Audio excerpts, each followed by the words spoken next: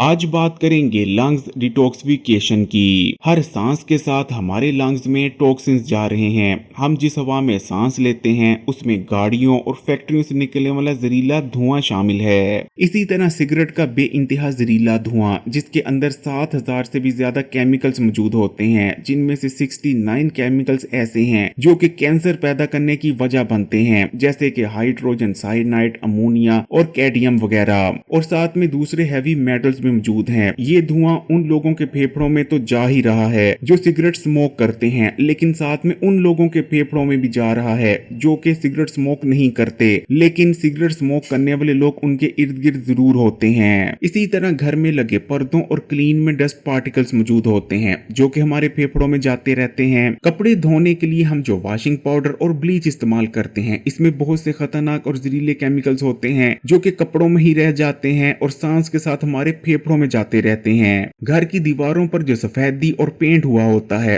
वक्त गुजरने के साथ साथ उसके भी जरे उतरते रहते हैं और हवा के जरिए हमारे फेफड़ों में दाखिल होते रहते हैं। इस तरह बहुत से जहरीले टॉक्सिन्स हमारे फेफड़ों में जाते रहते हैं और वहां जमा होते रहते हैं। ये टॉक्सिन्स हमारे लंग्स को डैमेज करते हैं, हमारे एयरवेज को डैमेज करते हैं, सांस लेने में मुश्किल का सामना करना पड़ता है, सांस के मसाइल पैदा होते हैं, फेफड़ों में इन्फ्लामेशन बढ़ती है, लंग्स की कैपेसिटी कम होती है, हमें खांसी आने लगती है और हमारे फेफड़ों की ऑक्सीजन को होल्ड करने की सलाहियत भी कम होती चली जाती है। इसलिए टॉक्सिन्स को फेफड़ों से निकालना और लंग्स को डिटॉक्सिफाई करना बहुत ज्यादा जरूरी हो जाता है, और अगर ऐसा ना किया जाए और लंबे अरसे तक ये टॉक्सिन्स आपके फेफड़ों में ही मौजूद रहें तो आपके फेफड़ों में इन्फ्लामेशन बहुत ज्यादा बढ़ जाएगी। अगर ज्यादा देर फेफड़ों में इन्फ्लामेशन रहती है तो फेफड़ों के सेल्स डैमेज होने लगेंगे और स्कार टिश्यूज बनने लगेंगे। स्कार टिश्यूज के बाद फेफड़ों में फाइब्रोसिस होगा और फाइब्रोसिस होने पर आपका अपना इम्यून सिस्टम फेफड़ों के सेल्स और टिश्यूज पर हमला आवर हो जाएगा,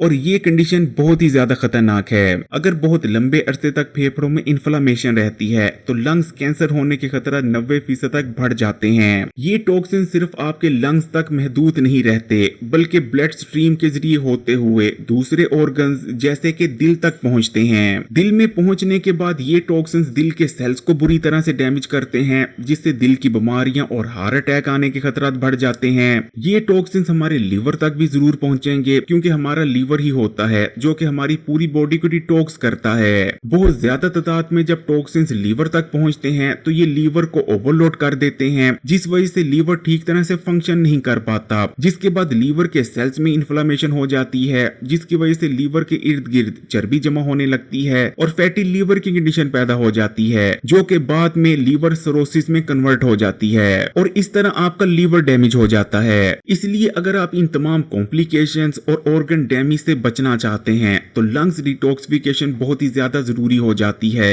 अब आपको जो लंग्स डिटॉक्सिफिकेशन का तरीका बता रहे हैं, उससे आपके लंग्स डिटॉक्स होंगे और लंग्स में मौजूद जितने भी टॉक्सिन्स होंगे वो लंग्स से बाहर हो जाएंगे।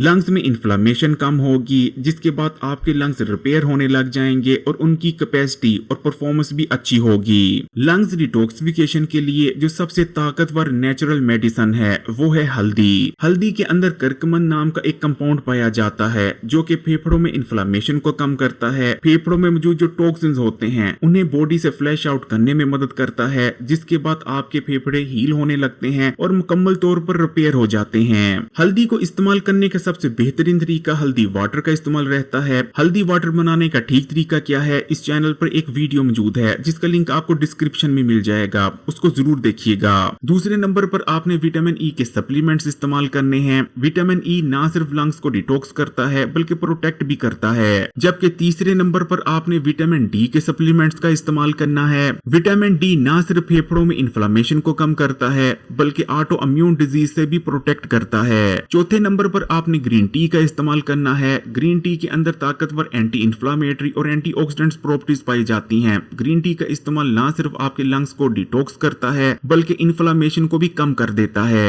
वीडियो को लाइक कर दें, ज्यादा से ज्यादा शेयर करें और चैनल को सब्सक्राइब भी कर लें।